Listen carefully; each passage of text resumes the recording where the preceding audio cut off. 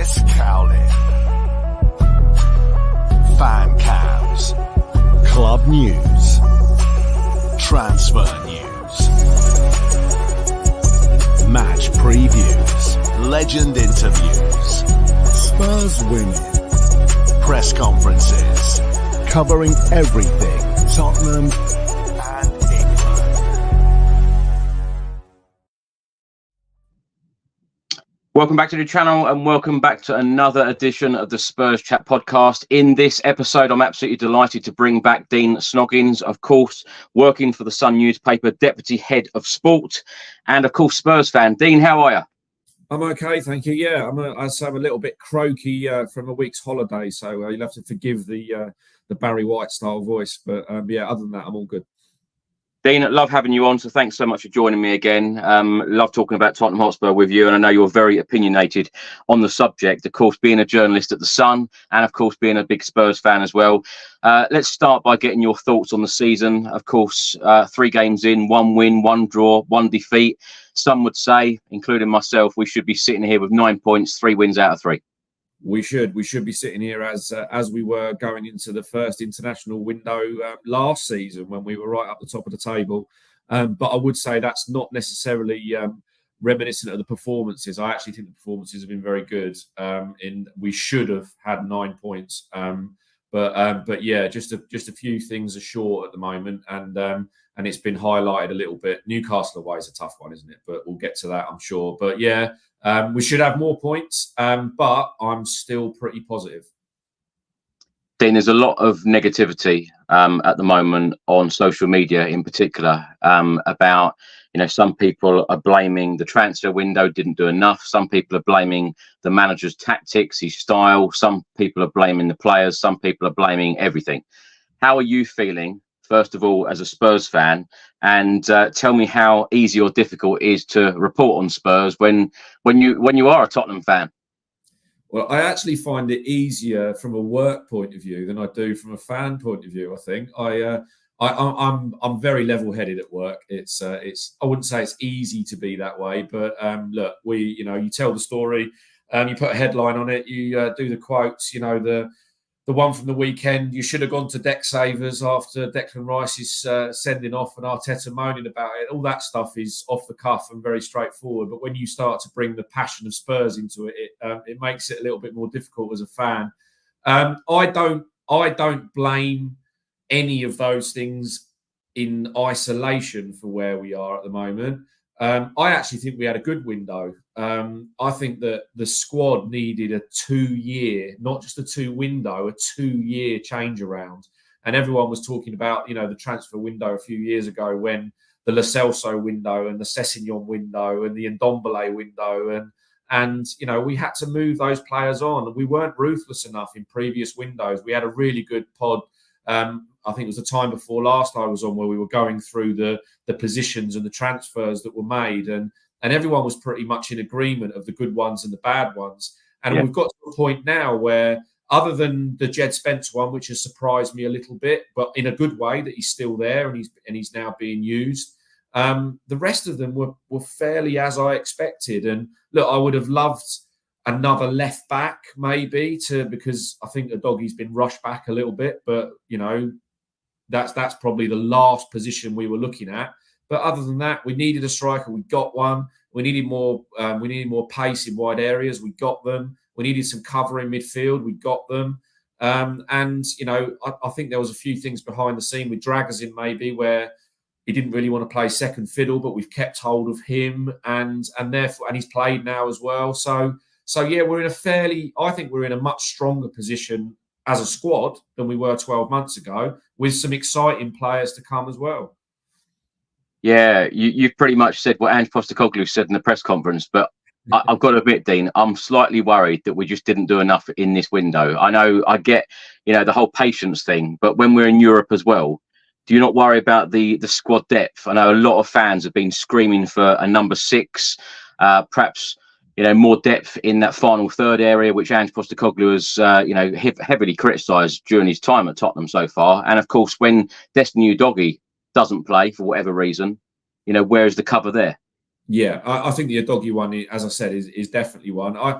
The one that frustrates me the last week or so, and especially because of Newcastle away, is Richarlison, because surely this is what we bought him for, and can we please get the lad fit?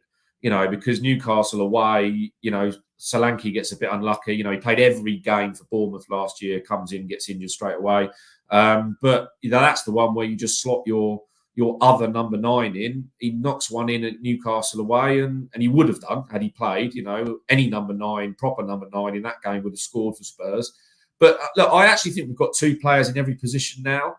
I actually like, in European games, I'd like to see Bentancur play as the holding midfield player in front of the back 4, because I think the game being a bit slower and having probably a lot more of the ball, we've had way more possession in this first 3 games of this season than we were having in other games at the start of last season and in the start of Postecoglou. And I think we've got to be a bit braver, maybe. I'm a big fan of Basuma on the field rather than his antics off the field. I think in some games he's a little bit of a passenger when we have the ball, because he doesn't play forward passes like some of the others play. But, I think if you include Basuma and Bentancur there, I like Kulusevski in a more central role. And then once you add Gray to that and obviously Maddison and Sarr, I feel like we've got 2 in most positions. I get that some people wanted a more established player or bigger players in those positions, but maybe I'm just being a bit more patient because I'm finding the whole Ange era much more fun than the 2 eras that went before. But I like Odobert. I think Solanke was the best signing we could have made in that position. All the people who were after Ivan Toney, I would much rather have had Solanke. So I was delighted that we spent more money on Solanke than we did in taking the cheaper option on Toney. Dean, from a journalist point of view, was there actually any genuine interest from Spurs on Ivan Toney? Because, of course, we've heard so many reports, but was there actually genuine interest? They absolutely looked at him. They absolutely looked at all the options that were available. And the thing that I like that we've heard and I hear that comes out of there is that there's a certain profile of player that they want. And, and so when the scouting department and the analysts come back with the group of players that is available, what I'm delighted about is I think it was probably pretty obvious in Ange's press conference just after they signed Solanke that Ange was doing well not to smile too heavily, because it was basically he got his way. He was the one he wanted. He was the profile of player he wanted. And we've seen it in previous years where a manager wants a particular player and they get one half the price who just plays in the same position and he's not really the player they want. And they absolutely looked at Toney, but whether it was, the difference in, look, Solanke's a much better presser than Toney is. There's no getting away from that. Toney's probably better in the air and we all know about his penalty ability, but I think we're going to see really, really good things from Solanke. I mean, you know what it's like when you sat in the stadium and you see an away team come and a player shocks you at how good they are. And I saw Bournemouth 3 times in 12 months, two home games and an away game. And every single time I was shocked how good Solanke was. And it was like, is that Solanke? Everyone around you's going, is that Solanke? And, I was delighted when we got him. So, they definitely looked at Toney, but Ange got his way and got the right one, if you ask me. In the last 24 hours or so, Teddy Sheringham on Solanke said, I think he will be Tottenham's most important player this season. Tottenham create so many chances. When the energy levels are low, when the games are coming thick and fast, you need to take those chances. How confident are you that Solanke is the man that he will take those chances? Because, of course, 19 Premier League goals in a Bournemouth side, mid-table last year. In this Tottenham team, I think Sheringham was right. We are going to create a lot of chances. On paper, he should score a lot of goals. Well, he should get 20-ish, shouldn't he, for us? And in the Premier League, I mean, not just in all comps. He was fantastic for Bournemouth last year, and it was just a shame one didn't go in for him at Leicester. He didn't do a great deal wrong. There was the one-on-one where he smashed it, and he should have really finessed it a little bit more. But he was in all the right positions. There was a couple of headers that on another day nestle in the side net in, And, you know, he got on the end of 2 or 3. The link up with Maddison, I thought, was really promising, really, really quickly. And also what I liked was he was straight away looking for that cutback. And, you know, there's the number of times where we look at Spurs and the way that Ange plays with those sort of, the inverted wingers and, the inverted fullbacks where they cut the ball back from that wing position. And, you know, I think he'll get stacks. And as long as he stays fit, which, you know, I thought he was a nailed-on play every game player. But yeah, how wrong were we on that straight away? But, yeah, look, I think from a performance perspective, you're saying there's been a lot of criticism about the squad and have we done enough? If you looked at the 3 games in isolation and we had 9 points, would anyone be moaning about the squad?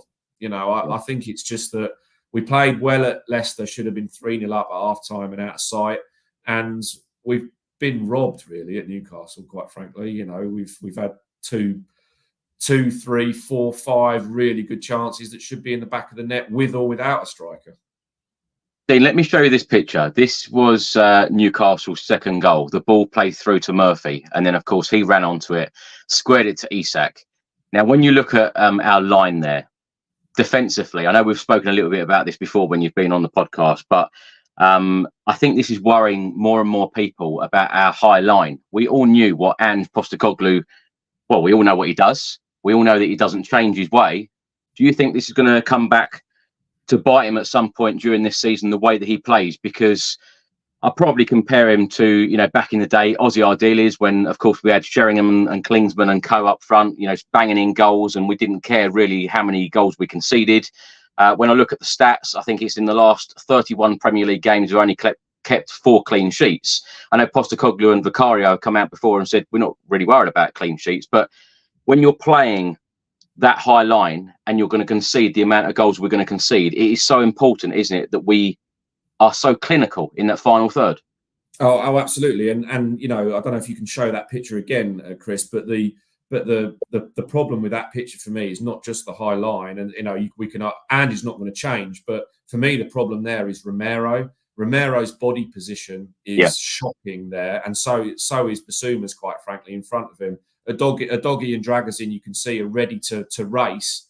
Romero is not marking his man, and he's also not ready to race. And it's all set up to play that way. I don't think he's going to change. You know, I think that the ball broke a bit kindly for Newcastle just before Joe Linton there gets the ball. But, you know, those things happen in a game. But I'm a bit worried. On paper, for me, Romero is our best player. Not just our best defender. I think he's our best player in all of his attributes and how important he is to the team. But he switched off at Leicester and we conceded a goal, and he switched off there. You know, and he's a World Cup winner who is one of the captains. And to me, that as much has got to be his responsibility for switching off there as it has for people to talk about Ange's high line. You know, if we're going to play this way, then you've got to be switched on. And I can guarantee you that if Van der Ven is in that left-hand position at that point, A, he'll be sideways on, and B, he would have won the race. So that, you know, that is on Romero to me, that point. To go back to your point about the high line and the way we're going to play, I love the way we play. I love how exciting it is. I love that we're front foot, and we're not going to just sit there and try and contain teams. We're going to try and beat teams. Look at the way when we went up to Newcastle, the 2 previous occasions.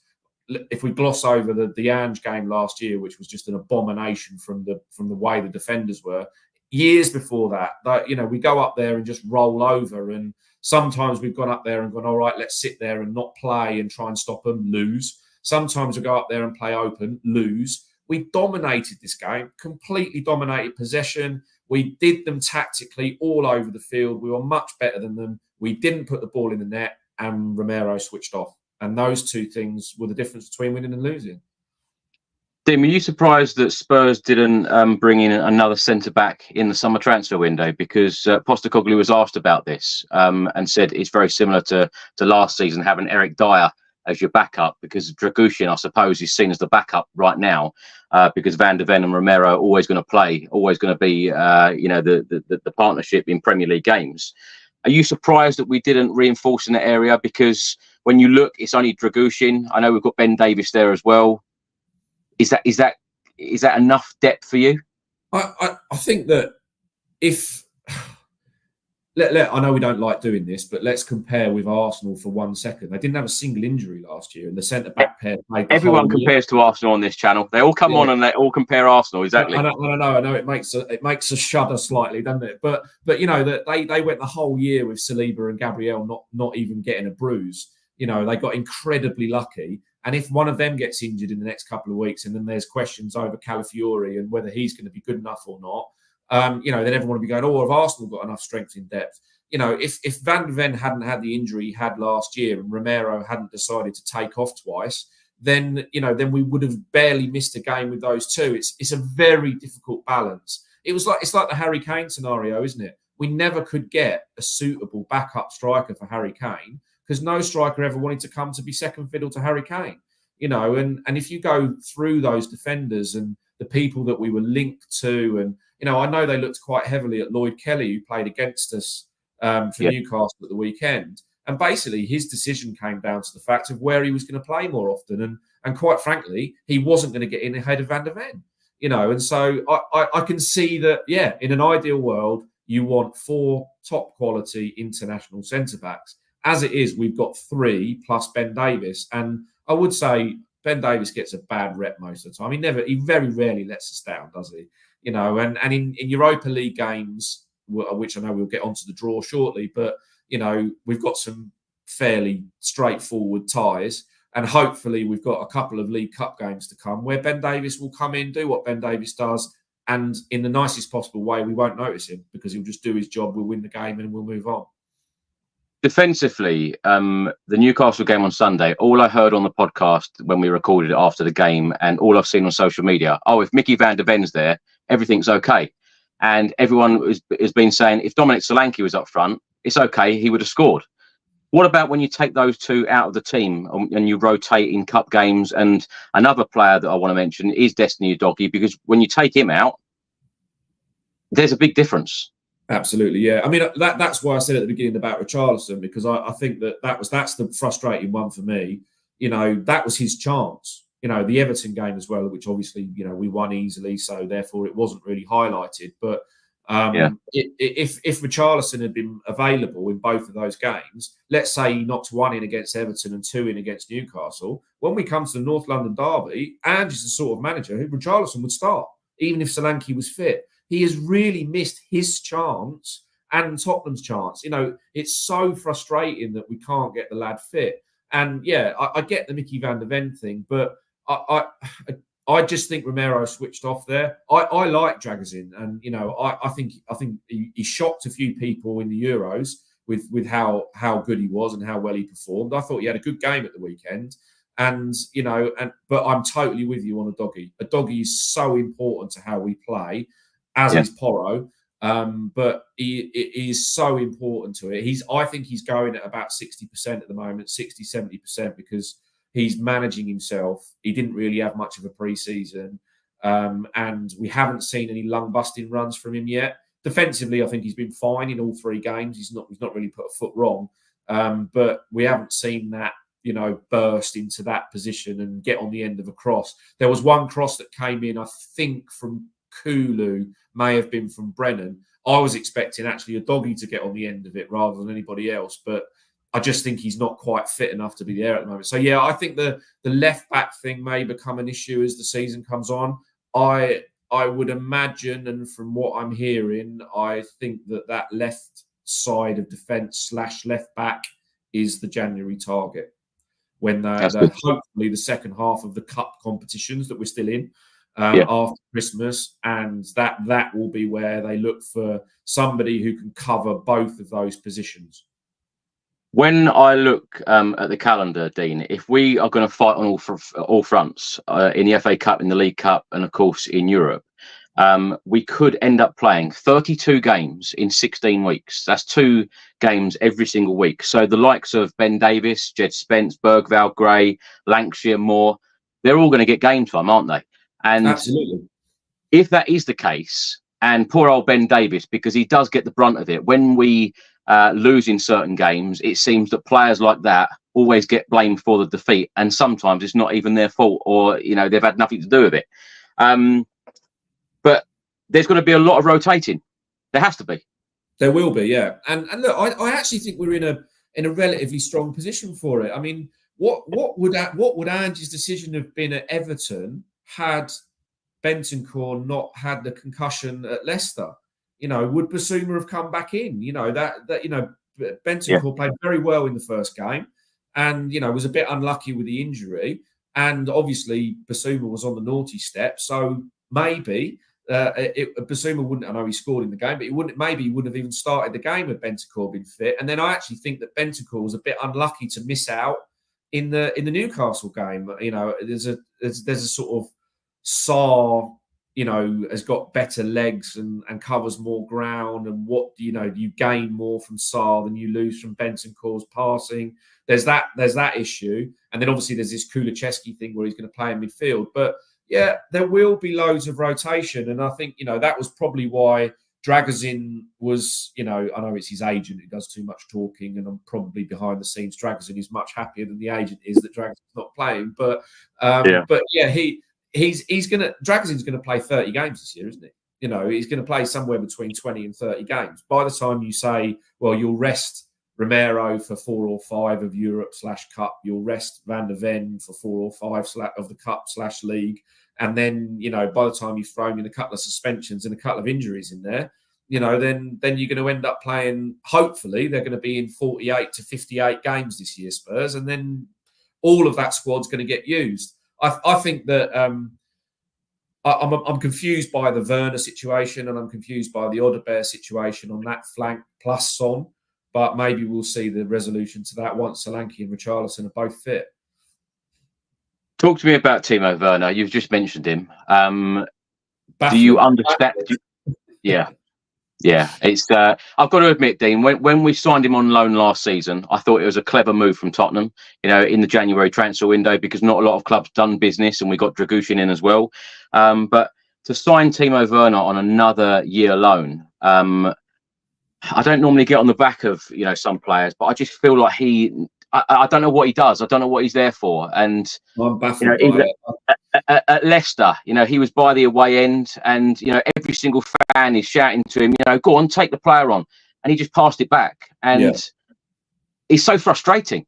It is very frustrating, and I'm totally with you on when we signed him. I thought, oh, that's good. Played in loads of different competitions, can play in all 3 positions across the front line, loads of experience, and quick, obviously. I think if I'm putting myself in Ange's shoes, I'm trying to give some credit. I think that he does what Ange wants him to do, i.e., you're going to run this channel, you're going to be in this position. I imagine he takes instruction incredibly well. My issue is, especially in the home games, and I mean, I mentioned my boys, Josh and Jamie, who come to most games with me as well. And when he gets the ball, we don't even stand up. And that to me sums up a winger, right? When Aaron Lennon used to get the ball, half of White Hart Lane used to stand up, because he was either going to beat his man, and all right, his crossing wasn't great, but he was going to run at somebody and excite everybody. And when Sonny gets the ball on the left and does the step over and goes to beat it, when Sonny's in the right mood and tries to beat the player on the left and go for it, the crowd's on their feet and everybody's up. And Brennan Johnson comes on as a sub, and the ball gets played in behind, and he's herring after it. Half the stand stands up. The ball goes to Timo Werner, no one stands up. Don't get me wrong, Dean. No, he's not going to do anything. Yeah, don't get me wrong. If anyone's got a Spurs shirt on, then of course I'm cheering for them. Absolutely, and I'm supporting them, and I want it to work. But when I looked at the stats, even him in a Spurs shirt last season, 25% success rate of actually passing the ball or crossing the ball into the box. 25%. That's not good enough. No. And the only thing I can think this year is that it was a decision made before they knew that they were going to get Odegaard. And obviously Odegaard came out of left field. I'm not going to claim for a second that we knew it was coming. And nobody knew it was coming, but it was clear they wanted another winger. So obviously Werner was an easy deal to do, if that makes sense. But also, I think the Europa League, you'd like to think that you play teams like Karabag and a couple of the Ferencváros maybe and stuff, where you just you'd like to think you can say to someone who's an experienced international footballer as Timo Werner and just say, right, they're going to play those games, win the game, and give Son a rest, not have to play Solanke in an away game in Hungary and whatever it is, and move those things along. So maybe it's a squad decision, but at the moment he's not doing anywhere near enough for me, anywhere near, and he doesn't look in the top 6 or 7 forwards in the squad, let alone good. I'd rather have Mikey Moore come on at the moment than Timo Werner. Well, I think it says a lot that Odebear comes in and he's instantly ahead of Timo Werner. Yeah. What did you make of the signing of Archie Gray? I'm a big fan, big fan. I don't know, some of your watchers and listeners might know that I'm a bit of a tactics nerd, and I watch an unholy amount of football, and obviously with my job as well. So I probably saw more of him at Leeds and in the England youth games than others, and I'm a massive fan. I can't really give him more of a compliment, and this sounds slightly odd, than I don't know what his position is, because he's so good in about 4 or 5. I actually think he might end up being the Basuma replacement as the holding midfield player. But I do think in some Europa League games he might find himself playing right back to give Porro a rest. If Spence is okay playing the other side, to give Udogie a rest. I think maybe even in the Carabao Cup tie at Coventry, we might even see him at centre back. So if you think you've got what is he, 19? And he's so good on the ball.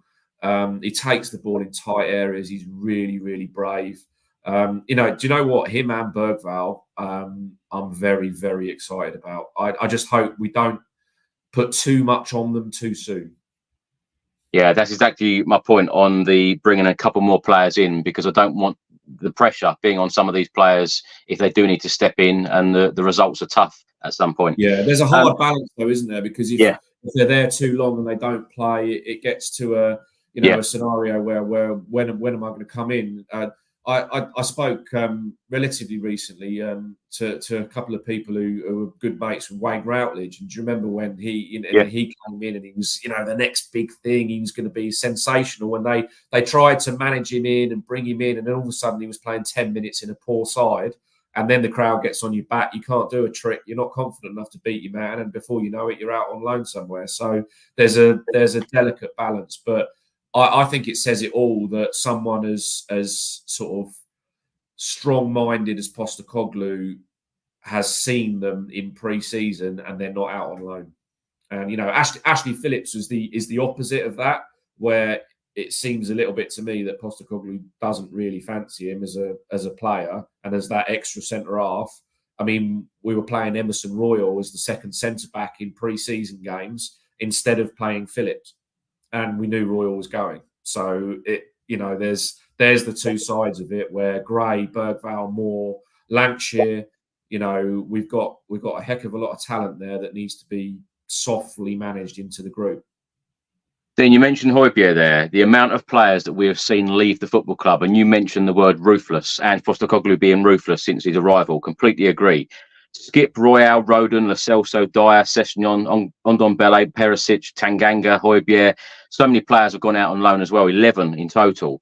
What have you made of the recruitment at Tottenham since Postecoglou has arrived, and what have you made of all of these departures? Because, in my opinion, Spurs have done tremendously well in terms of offloading players. Absolutely. I think with the podcast we talked about previously when I was either last time on or the time before, we made a list. And I think that virtual list was the people we said they've got to get rid of. Enough of this. Oh, let's see again how Ryan Sessegnon gets on in the pre-season.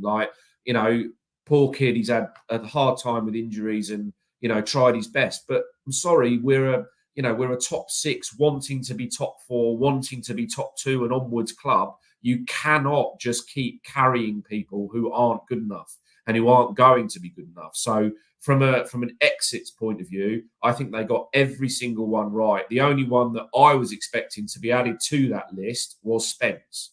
But clearly, talent-wise, he's got it. Hopefully now, it seems like there's a new Pals Act with Destiny. There's a bit of mates going on in social media, and it seems like Destiny's been a really good influence on him in pre-season. So, they've spent a lot of time in the gym together and they're working hard together. So that's fantastic. That's what you want to see.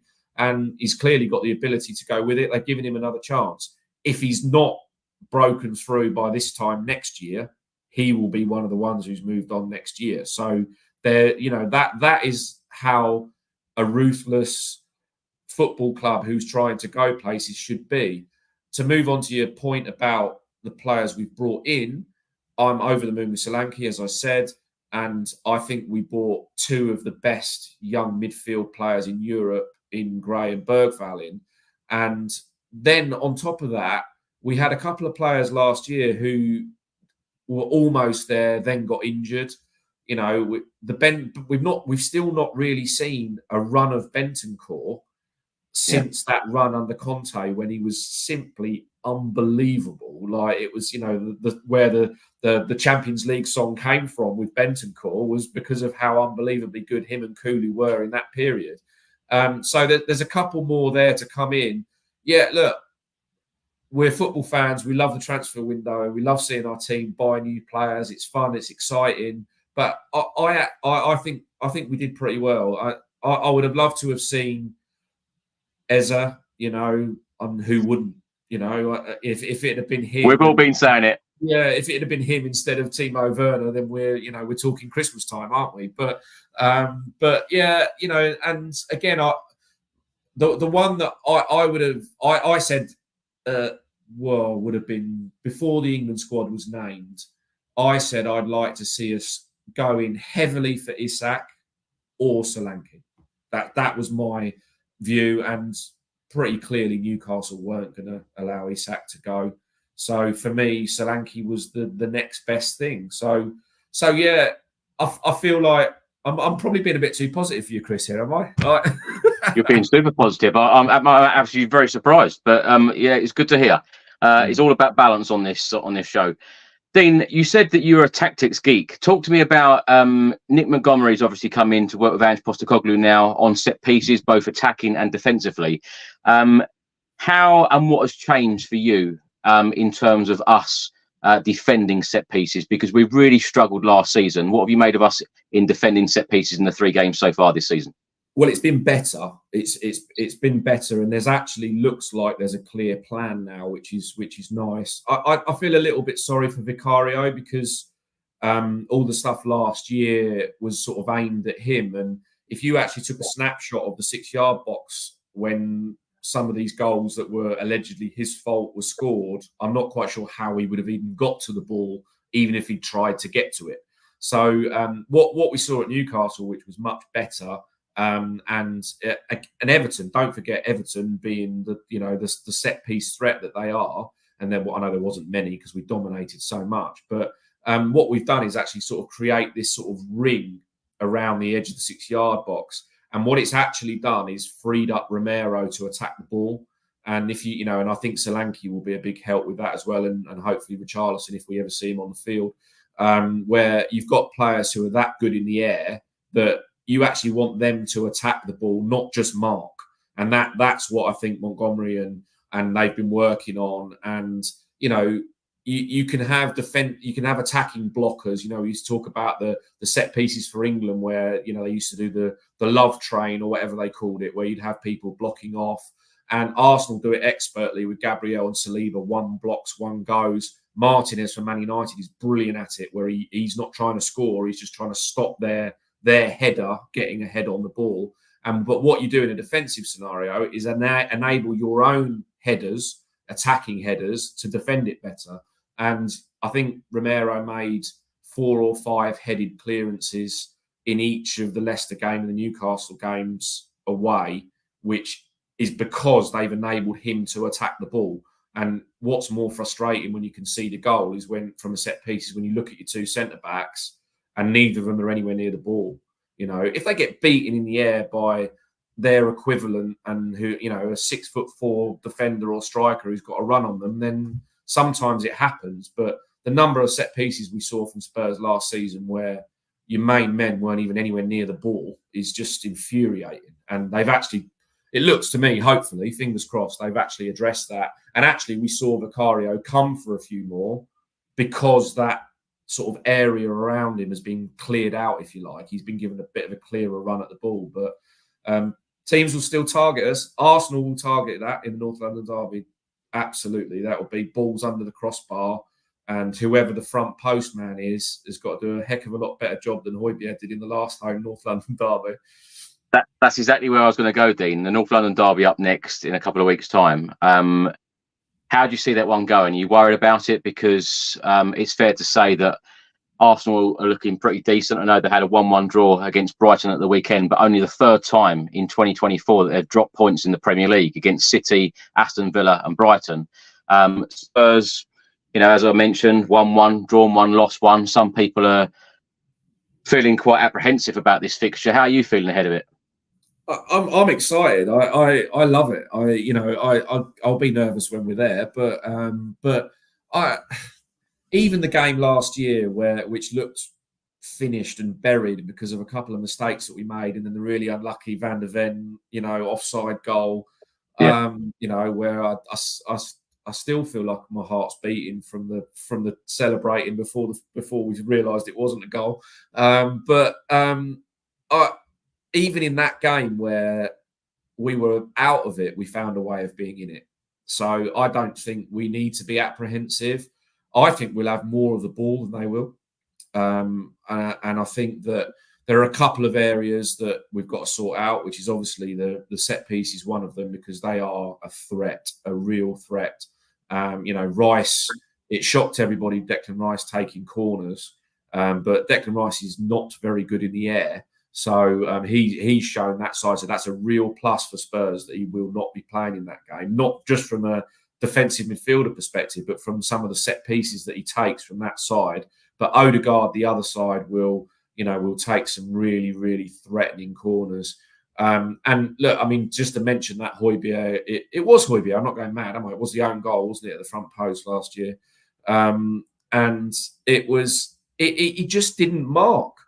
He just lost his man, and it was just pure lack of concentration, and that's what's so frustrating, that those moments happen like that. But I think we'll give them a good game. I don't think they were very good against Brighton, and I actually think they're a little bit wobbly as well at the moment. I know they keep grinding results out, but that's because they're grinding results out as by being a good side instead of the flip side of Spurs playing well and not getting the results. So. They won't want to play us at our place this early in the season. Put it that way. They will be that he will. If you offered Arteta a point now, he'd take it. He'd bite your hand off. I'll leave the Tottenham Stadium with a point at this stage of the season. It's very different in March and April when the title race is on and the momentum's going, and they were very much the favourites, and Spurs had a tough spell. They won't like it too much. They won't admit that, but they absolutely would. If you offered them a point now, he'd take it. Dean, who do you think will win the Premier League this season? I think City will win it again. I feel like it every year that eventually they're gonna lose the hunger for it. But Haaland looks more up for it than he's ever looked. And I tell you what, I don't think Liverpool are going to be that far away from the way they played at Old Trafford at the weekend. Everybody's looking at how poor United were, but Liverpool looked pretty daunting to me. I'm a little bit worried about our gung-ho approach against that Arnie Slot setup. I think I'm right in remembering Haaland has scored 70 goals for Man City since his arrival, and Everton have scored 76 goals. It's quite an unbelievable stat. Right. And I think in the Premier League, he's scored in August. He scored more than 6 clubs in just the August. Yeah, wow. Remarkable. But yeah, I think they'll win it, and I know that I think we're still 12 to 24 months away from being in that conversation, but as long as it's them and not the other lot down the road in the meantime, then that's fine. You think it's 12 to 24 months before we're in the conversation of going for the title? I do. I think that if it won't be this season, we've seen that there's frailty still there. I think we'll finish in the top 4 this year, and And I think that with two more, as I said, it was the 2 years, not 2 transfer windows, 2 years of transfer windows, another January, another summer. And then you start to say, right, which of these players are going to take us on a proper title push next year? Dean, what would you say to those negative fans, the people that are worried about the style under Ange Postecoglou? And let me give you some of these stats here. In the last 31 games, and this is including the Chelsea game where we lost 4-1. So this was the 11th game of last season. So since November 2023, in the 31 games, won 13, lost 13, and drawn 5. Kept 4 clean sheets in those 31 matches.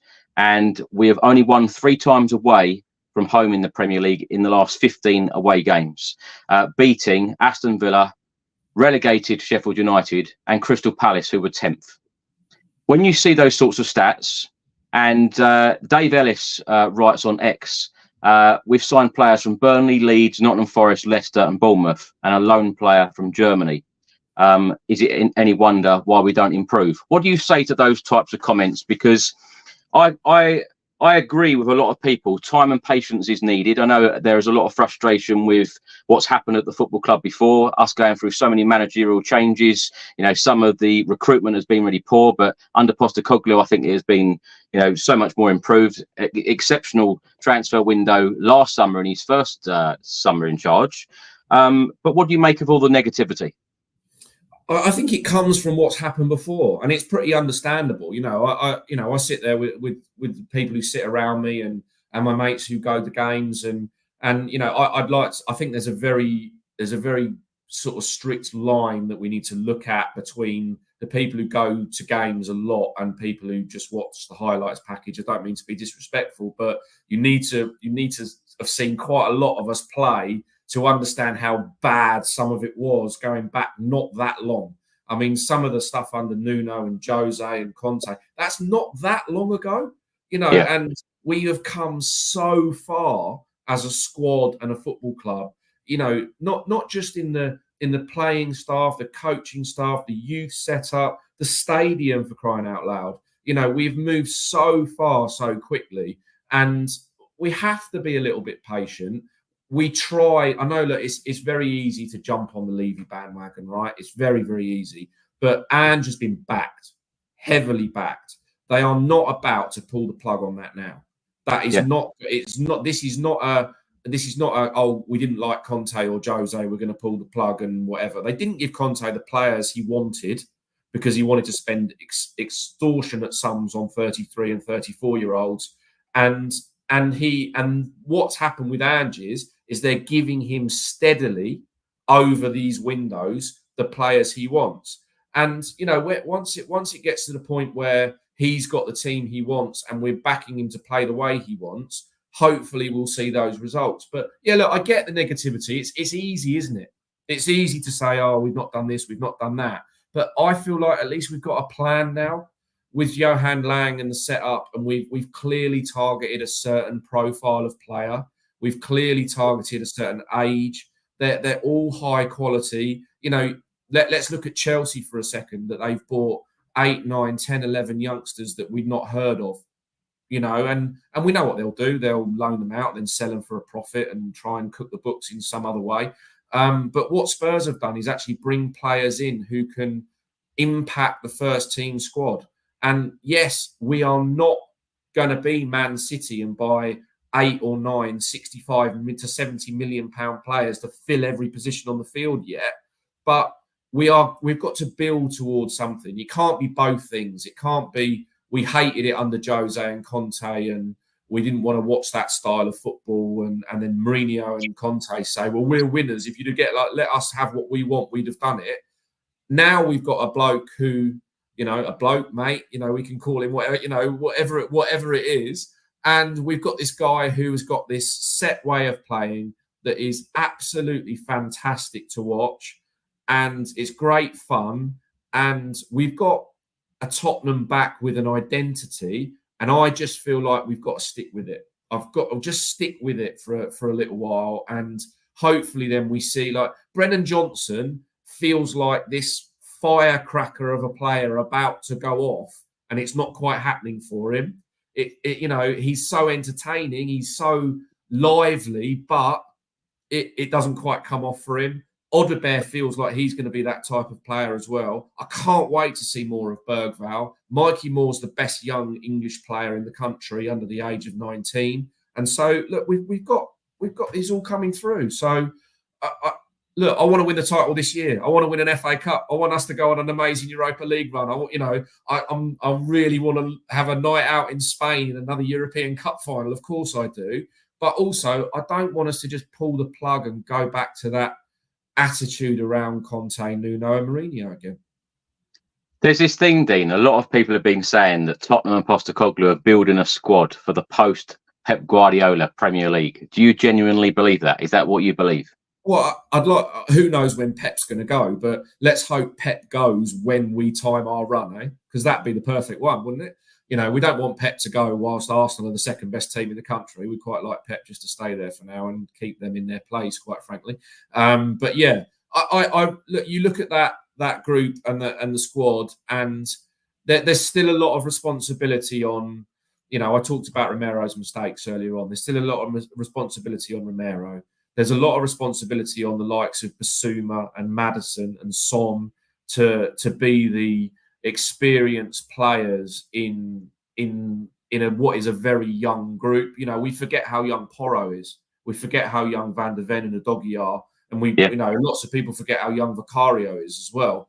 And look, we Europa League run this year, and hopefully top 4, and then the following year we should be saying, right, what can we do to get into the Champions League places every year, and then be looking at the title. And why shouldn't we? Why not? The setup's there. It's ready for it. I'm going to ask this question. I know it might upset a few people, but is it realistic, Dean? Top 4, winning a trophy with the squad that we've got. You don't think that, you think we've got enough depth to go all the way in a certain competition? I think he'll have to prioritise. I think he'll at some stage, and it's not something that fans like to hear, but just to be very sensible about it, quality-wise, yes, absolutely, we can do it, and I think we will finish in the top 4 this year. And I'd like to think it'd be 3rd, but I would, with the squad, I think age and all of the Europe catching up with us, I think 4th would be fantastic. And look, if we get past Coventry, first of all, let's not be disrespectful for Coventry at home. But if we beat Coventry and we get a favourable draw, and and then we get a run of cup games where all of a sudden we're in that position. What I don't want to happen is what happened last year when we went to Fulham, and I think that was the one big mistake Ange made in his first season. Actually, was that he picked a weak side at Fulham. And aside, it wasn't, without being disrespectful to those players, it wasn't just a second string. It was players who weren't fit yet. And so, there was a lot of them. There was 3 or 4 of those players who hadn't really had much of a pre-season. And it was almost like, we'll use that as a pre-season game. And we should have gone for it. We should have gone for that competition. And look, if we're still in the Carabao Cup, and obviously we'll be in the FA Cup post-Christmas, because that's not, we won't be in it until then. And if we've had a good run in this new setup of Europa League, they might have to make a decision of, are we throwing all our eggs in the Carabao Cup basket, or do we fancy ourselves winning the Europa League? Because obviously, without the Champions League impact this year in the Europa League, then it's a different type of competition. But why not? Why shouldn't we be thinking that? And if we have to field, a weakened team in hopefully a home FA Cup 4th round tie, because we've got a Europa League quarter-final coming up, then that's the decisions that the manager has to make. But yeah, I see, one of the things about the cup games that we went out of last year, all those players you mentioned, I think most of them played in those games. That's right. Yeah. It was kind of putting them in the shop window, I feel, some of them. Yeah. Dean, we don't need to do that now. There's players who are going to be coming into those games who are going to be playing for first team spots, as opposed to, I'm just getting a game for fitness. And so hopefully that'll have a real positive impact. With the Arsenal game being on Sunday, the 15th of September, of course, we then travel to Coventry in the third round of the Carabao Cup on the 18th. We've then got a home game against Brentford on the 21st. So games are coming thick and fast. As you've mentioned there, and I'll tell you what, Dean, I feel the most gutted when we lose games in cups and we go out of the cups, especially early on. You know, we were out of the League Cup in August last year. Unheard of. Well, the end of the Conte regime was the Sheffield United game. Exactly. Yeah. So this is my point, and this is my question. How does Ange Postecoglou approach that Coventry away game when it's sandwiched in between two extremely important Premier League games? You've mentioned that you want top four, expecting top four, you know, finish at the end of the season, which would be great for Tottenham, great for the club, great to get back into the Champions League. But at the same point, every single Spurs fan wants to win a trophy. 2008, our last trophy, the League Cup. We all love a cup run. We all love to go to the final and lift the trophy. Heung-min Son, I'm sure, wants to go there as captain now. You know, so many great players have left this football club and not won a trophy, Harry Kane included. How does he approach this game, Coventry away? Does he go strong? Does he then pull players off after 60 minutes? I think that you've got to look at it from the point of view that you've got, if you look at the centre-backs, let's just start with the centre-backs, right? So you've got three frontline centre-backs there in Romero, Van der Ven and Dragazin, and the three of them should play 2 games each. And so, you know, you've got 180 minutes between the three of them. And, you know, so one of them gets a rest in one of those games. I'd like to think we can beat Coventry by playing, you know, Dragazin and Van der Ven and resting Romero that night. And then does one of those two then drop out for Romero to come back into the league game? So that, you know, that then is there. I'd like to think we could beat Coventry by playing Jed Spence at right back instead of Pedro Porro, you know, and Bentancur instead of Basuma in the holding midfield role, you know, Kulusevski instead of Maddison. And resting, we've got a lot of players now. But haven't we been here before, Dean? Haven't we been here before where, like, Davinson Sanchez played against Sheffield United and everyone said, well, we should have more. I'm never going to let you compare anybody to Davinson Sanchez. I mean, we had more than enough quality. We had more than enough quality in these sides. You know, you go back to the Pochettino days. He played, or he put people like Christian Eriksen on the bench at Colchester. And, of course, that didn't work out. We've always rested players in these games. When is it going to be the time where we can go extremely strong in these games, get the job done, and then bring the players off? That's what I'd like to see as a fan, because someone like myself who goes home and away to every game, I want us to go strong in every single competition. I think you will, and I totally agree with you. I'd love us to pick the strongest team available, but you know, again, putting the hat on, you know. I wish I was paid half as much as him, but putting the hat on of the manager for a second, we could sit here and debate for quite a long time that what the best front three is. I was going to go there next. Yeah. So, but we could debate that for quite a long time. So, therefore, one of those front threes could play in the game against Arsenal, and another one of those front threes could play in the game in midweek. I do think that we, you know. If we can't say to a 60 million or 55 to 60 million pound striker in Richarlison, go and beat Coventry City away, then he's not a 55 to 60 million pound striker who should be in our squad. So look, there are some constants in there. They'll have to manage Maddison in that period. They'll have to manage Son in that period. They'll have to manage Doggy in that period and Romero. Other than those 4 or 5, I think we can. You know, you can make a case for Kulu or Johnson in one of those games out wide. You can make a case for, you know, Odobert playing one game and Son playing the other. You know, there's different, as I said, Bentancur and Basuma. But we would, you know, raving about Archie Gray. Happy days, bring him in and play him in front. He you know, is smashing sides in the Championship. He can absolutely hold the midfield against Coventry. Dean, how are you feeling ahead of that Coventry game? It's a game we should win comfortably, yeah? Oh, absolutely. Just get it won in an hour, and then be thinking about Brentford at home and getting back in the top 4 again. Before we talk about the final third, the net spend table in the past 5 years, Spurs are 4th, Chelsea are 1st, 832 million, Manchester United 2nd with 547 million, Arsenal in 3rd with 469 million, and Spurs 458 million. Now that net spending since 2021 season, including signing Solanke, Richarlison, Johnson, Romero, Maddison.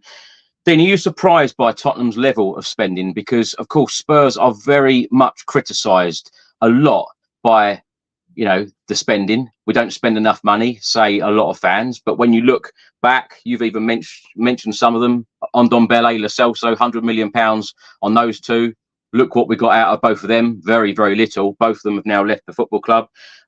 What have you made of the level of spending, and do you think that will continue, especially the way that the financial rules are as well?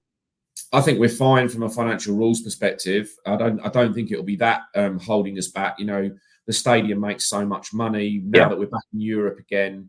The sponsorship levels are absolutely fantastic. So, but yeah, I am surprised because historically we haven't always seen what we wanted to see. But I would also say, look, you mentioned Lo Celso and Ndombele, Reguilon, people like that. The managers were backed, and I know it's not fashionable, is it, as a Tottenham fan to give Levy a break, but sometimes you've got to turn around and say that the recruitment department, the scouting and the manager picked the wrong players.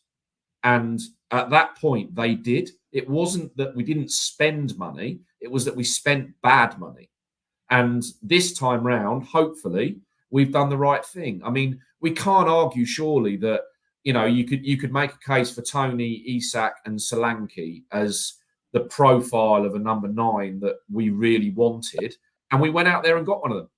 And we've paid the release clause, and we've paid what the going rate is, and we've brought these players in. So I'm historically surprised that we've moved on to this point, but we really shouldn't be surprised that an ambitious club with an ambitious manager is now starting to pay the sort of sums that you have to pay to buy quality players. I suppose my question to you then, from a journalistic point of view, is you think and you have confidence that Spurs will continue to keep backing Ange Postecoglou in every window by giving him exactly what he needs? Yeah, if we keep moving in the right direction, there's no way that they were expecting a top 4 finish last season. European qualification and a real change of identity was what the club was after. And I don't think anybody can argue that that's what we got. We absolutely got a change of football philosophy, a change of identity. It were, some of those games, the Liverpool game at home, the Sheffield United game at home, the Newcastle game at home, the change in attitude in the stadium. The fun was brought back to watching. Look, we do watch football for fun. Let's put that out there for a moment. We're not just the professional footballers in the mix here. I want to go with my boys and have a great day, right? And yes, I want to win. Of course, I want to win. But if we drew 2-2 at home against Man United and it was a magnificent game of football, we're going to come away with a smile on our face. And look, yeah, it would have been a bigger smile if it was a 3-2 win. But yeah, look, we have changed that identity. We've become a better team. The football club's in a much, much better place. And they will keep backing him. And the difference with the recruitment this time that shouldn't be overlooked is because we've bought the right type of player and the right profile of player. If it doesn't work out at Spurs, then we can still sell them for a profit or sell them for money. This is not cancelling Ndombele's contract like has had to have happened before. If Jed Spence doesn't work out this year, we'll get some money for him. Joe Rodon didn't work out. We got some money for him. If you buy the right age of player with the right type of profile, the business can do the business work as long as things are going right on the field. Do you know what, Dean? What I've really noticed, you're so much more positive than last time that you were on. Well, do you know what? That's a massive change. Yeah, I'd like to think that that's Andy's impact. I was so frustrated at the end of Conte. It was probably I would never say that I wasn't going to pay to go because that's beyond for me. I would always be there and always be supporting the team, as you said. But I was so down at the end of Conte. I was so down. Like, it was, how can I keep, digging deep to, as we all know, it ain't cheap to take my 2 boys and the burgers and the chips and the older one's 19 now, so another pint of neck oil as well. So, it's a labour of love, isn't it? That's why we do it. And so, you know, I was so down that it probably took me a while last season to shift the hangover probably of what was there before. But yeah, I am positive. And look, it would have been a lot easier to be positive for everybody if we'd have had the 9 points out of 3 games that we actually deserved. Yeah. But look, it ain't easy, the Premier League. You don't. I say this to my middle boy who's just turned 11, and he's sort of, you know, he's of the age where it's almost like, well, you turn up, you deserve to win. You know, no team in the Premier League just gives you a victory. You know, and Newcastle are a pain in the backside, aren't they? You know, they hung in there, and I actually watched the game on a slight delay because my boy's football game was being played, so I, you know, Sky Plussed it, and I was about 10 minutes behind. Turned my phone off, and I was watching it as live. And as soon as I think it was the Johnson cross that flashed all the way across goal, and I just sort of looked at both the boys and went, "We're going to lose this game." And it was, well, they haven't crossed the halfway line in 20 minutes. I went, I've seen this one before. Dean, let's go into that game because 66% possession, 49 touches in the opposition box, 20 shots, 6 on target. You just mentioned that key moment because I mentioned this on the podcast after the game. Who do you think is at fault there? Because when I've seen many training videos, Ryan Mason in particular, you know, training the attacking players, he said, know the geography of the pitch. You know, most of the time he said, don't even look up. Just whiz that ball in at the 6-yard box and someone will be in there to tap it in. Johnson did his job, in my opinion, and Son did exactly the same in the first half. No one in there. Now, this has been a bit of a problem. You know, it's definitely in the Leicester game. Ange said after the game, it's been, you know, very similar in the Leicester game to the Newcastle game. I think everyone expected us to win the game comfortably against Everton at the Tottenham Hotspur Stadium, which we did.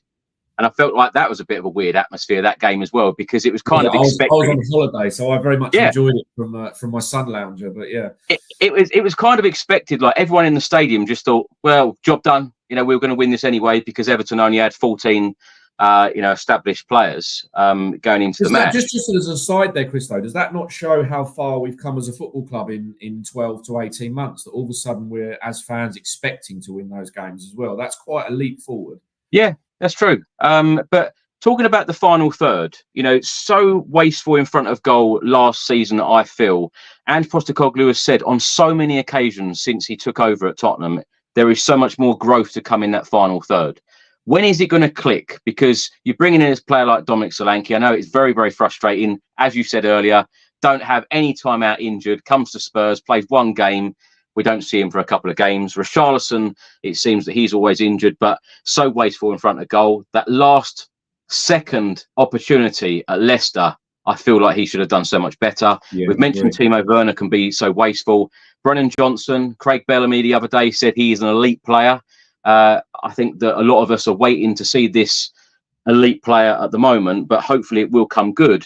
Odegaard, of course, has come in, looks very lively. Overall, Dean, that final third, you know, Son, we mentioned him as well.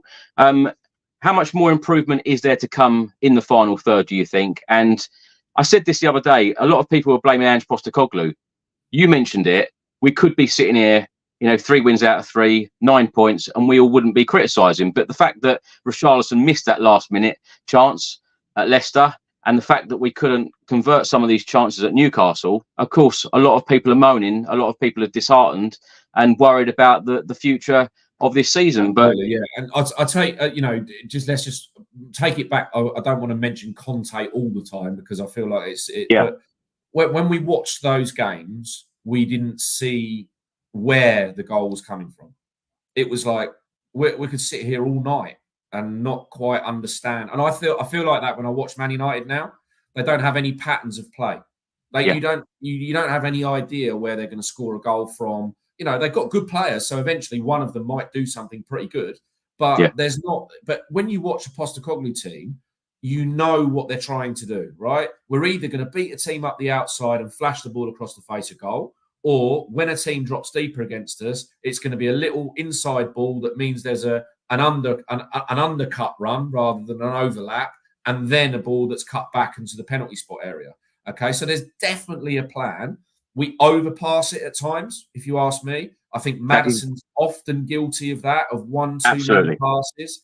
And I do think that Son is guilty of, you know, when he gets that overlap run and he does his step over and he waits for the run to come up the outside.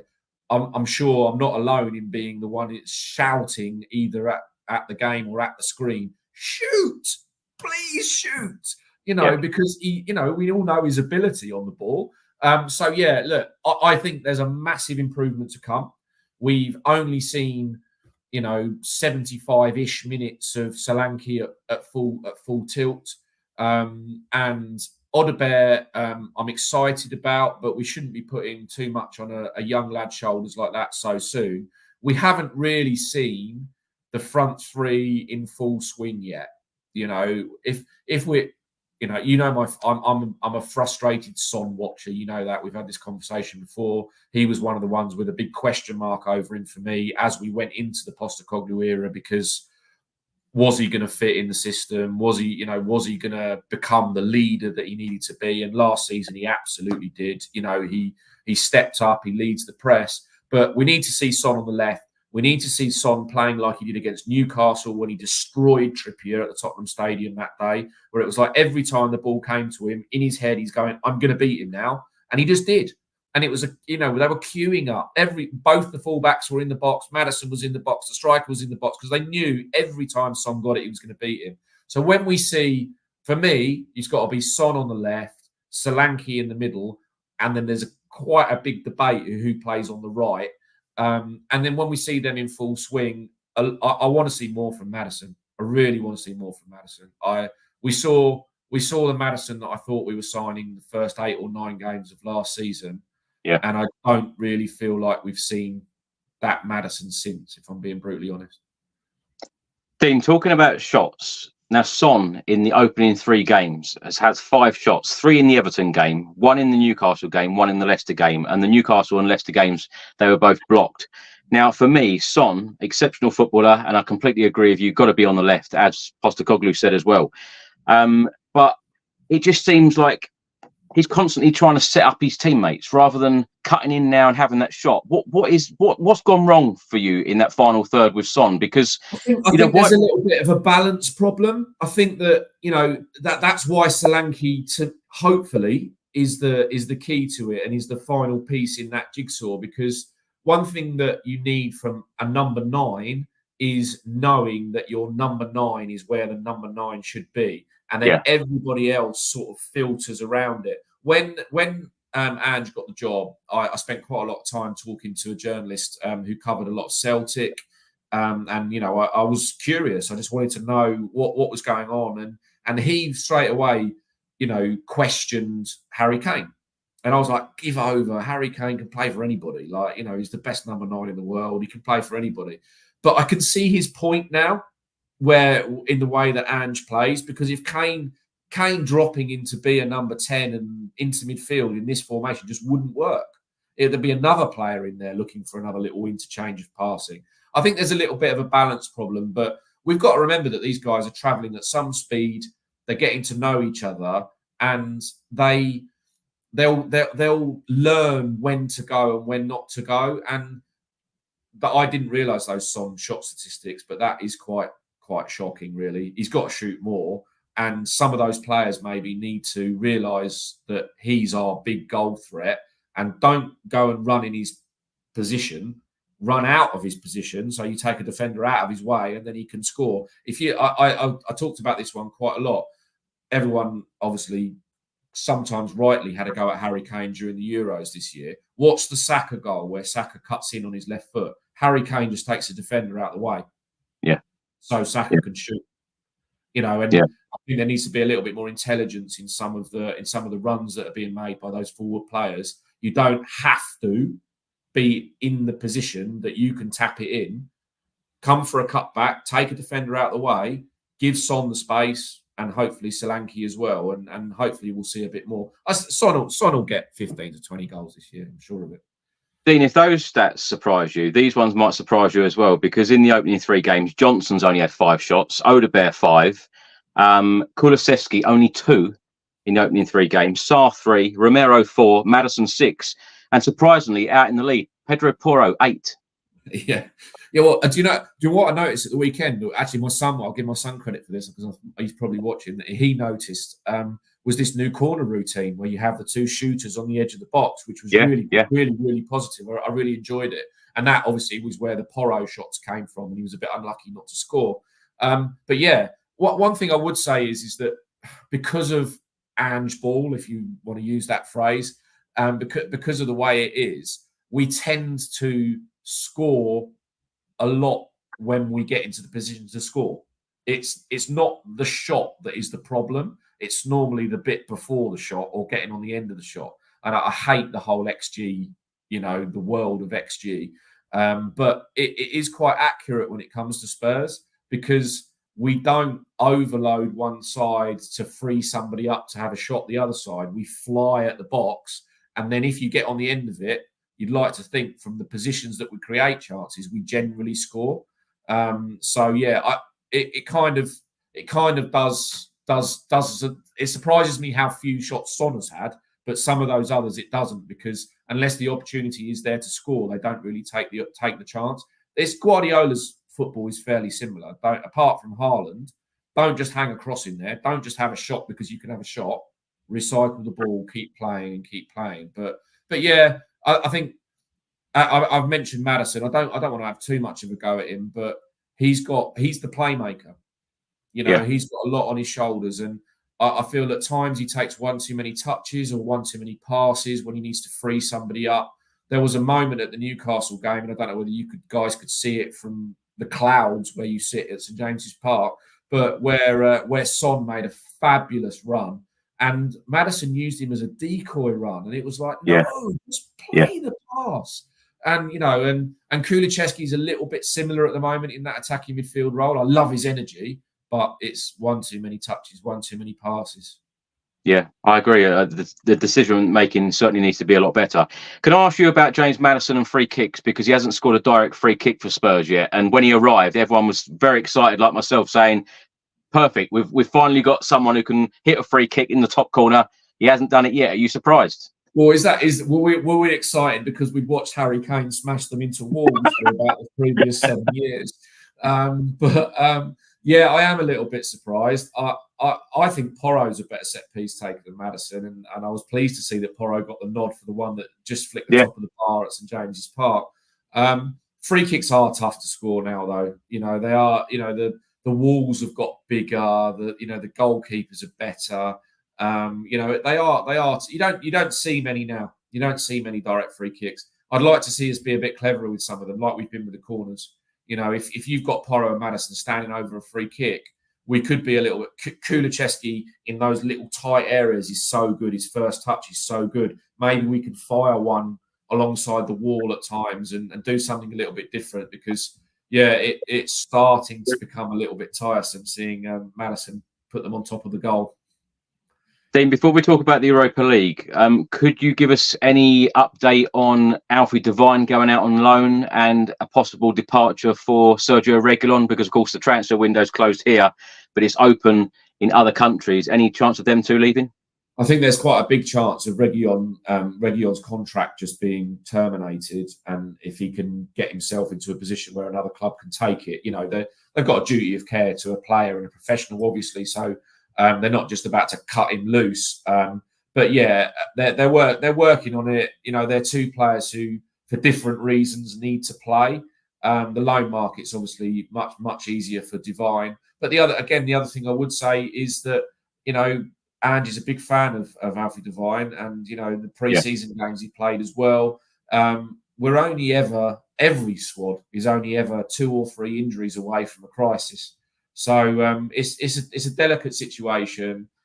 I think the problem with Devine is a little bit like the problem with Scarlett, and maybe in 12 months for Lancashire and more, is that Prem 2 is just not good enough for them. They're too good for that. So, but again, we never used to have this problem when we were a mid-table or lower mid-table team, because as soon as someone was good enough, they were straight in the team. But now we're a bigger and better outfit with more players. It is hard to get those players involved. And I'd like to see Devine, but I don't want to see Devine go to a League One team. He needs to go and play in a top half Championship team, and also a team that plays a bit of football. You know, I felt it was a really bad decision when Dane Scarlett went to Portsmouth, and they were playing very direct football and expecting him to be big and physical against League One defenders. It's unfair on the kid. He scored in his first game as a diving header, and then after that we barely saw him because he was getting kicked from pillar to post. So they are working on it, but it's much better for someone like Devine, where they can wait, be patient, and make a good decision rather than Reguilon. We just need to move him on. Dean, before we talk about the Europa League, I just want to say about the 20-minute mark at Newcastle, I was then looking at the bench thinking, oh, how can Ange Postecoglou change this? And only Timo Werner was on the bench for Tottenham. Manus Solomon has gone out on loan to Leeds. And, of course, at the weekend, he put in a great ball for the first goal, then beating Hull City 2-0. Were you surprised by Manus Solomon going out on loan? Because I saw a lot of people on social media that day saying, why have we loaned him out? He's better than Timo Werner. Would you agree? Well, I do agree, but once you've signed Werner, you've put I think there was real big doubts over Solomon's fitness, real big doubts through pre-season about whether he was even going to be in a position to go on loan, never mind in a position to play, and be available to play. There's been a lot of complications with his injuries, and I do think Solomon is a better player than Timo Werner. But also, when it comes to that, Werner's come into the club with the sort of realisation he's going to be a squad player. When Solomon first came, I mean, when we were sitting here top of the league after we thumped Burnley 12 months ago, Solomon, I think, correct me if I'm wrong, but I think he played something like 6 out of the first 8 games of the season. He was in that because Son was playing up the middle and Solomon was playing to the left. So he's probably got a bit of a journey back to where he wants to be, it's difficult to criticise the physios and the doctors and the staff there, because they've clearly made a decision based on someone's fitness there, I think, rather than ability. If Solanke and Richarlison had been fit, I don't think we'd have been looking at the bench and wondering why Timo Werner was on it, because I don't think we'd have seen Timo Werner on it either. Lastly, Dean, let's talk about the Europa League draw. Of course, Spurs are back in Europe this season. I'm very excited about it, and I love these away trips as well. Off to Galatasaray away. I'm not sure I'm excited about that one, but it's going to be one hell of a trip, I feel. When you look at the draw, first of all, what do you make of the new format? It confuses me. I knew it was happening, and Martin Lipton, who I'm sure you've had on the show before, who's a Tottenham fan and fellow Sun journo, who does a brilliant job at explaining those things. He's done a really great video. He talks more than you. Oh yeah, he's one of these beautiful mind characters, Martin, isn't he? He's incredibly intelligent, but he did a really good job of explaining it, and I had to go back and watch the video again to understand what was actually going on. But I kind of like it because we get to play more than that weird little group.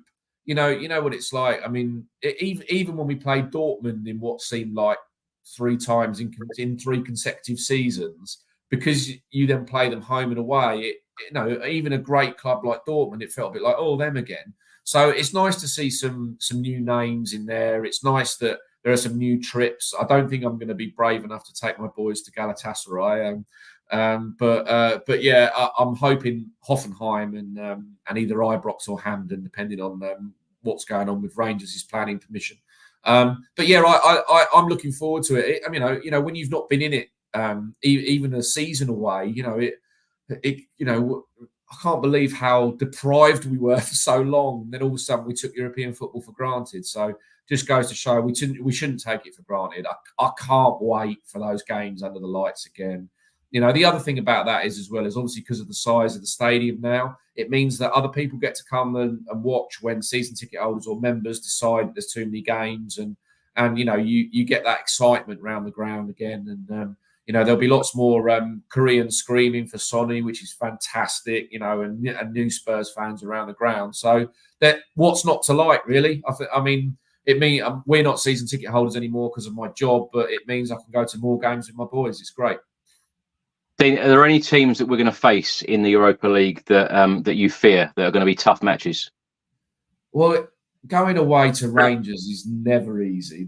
No matter how bad they are. And you mentioned Turkey there. That's going to be a tough trip. Ferencvaros is a tight little ground. I went to Budapest earlier this year, and it's a fabulous city, and they love their football. So that will be a really, really intense atmosphere as well. But to be honest with you, the group I look at, and I think, get it won in 5 games, lads. Yeah. And I know the league, obviously the league situation means you can't just toss away the last 3 games, but get it won, lads, and let's enjoy an away trip to Hoffenheim, knowing that we're already through. Dean, very last question for you. Do you think that Ange Postecoglou is going to be successful in his time at Tottenham and lift a trophy? I always say yes to this, Chris, but I really do think it. I really do think it.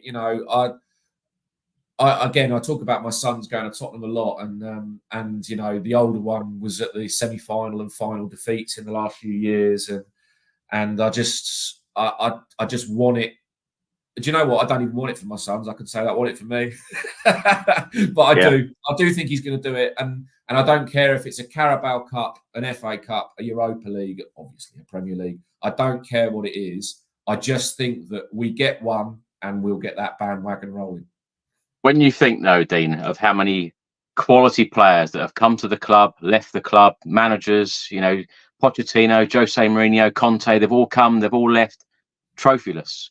It's about time we put one in the cabinet, isn't it? Oh, it's about time. It is absolutely about time. And look, we have been close, and we have been unlucky as well when we've got there. I know all the other lot down the road won't, both roads won't ever admit that, but we have been unlucky when we've got to those finals previously, and a bit of luck, and now we have got those top class players who could do it for us as well. Dean, thank you so much for coming on again. You're always such a fantastic guest, and we could talk for hours about Tottenham. Where can people find you on social media, and what are you up to at the moment? Well, I said I'm a tactics nerd. I actually now do a YouTube show for us here at the Sun called Tactics Exposed. So I didn't know that. We're trying that out, and we've done a few. I just did Liverpool versus Man United stuff, and I'm banging on at them in the office to let me do a Tottenham one in the next few weeks. So that's on the Sun Football channel. And other than that, you just normally see my my wacky headlines on the back page, like you should have gone to Deck Savers. But yeah, that's normally where you see my work. Well, hopefully one day, Dean, you're writing about Spurs winning trophies on the back pages. I can't wait to see those headlines. Well, hopefully I'm not in the office that day, Chris. So hopefully I'm at the ground watching it. But yeah, no, you're right. Yeah. Thanks for having me.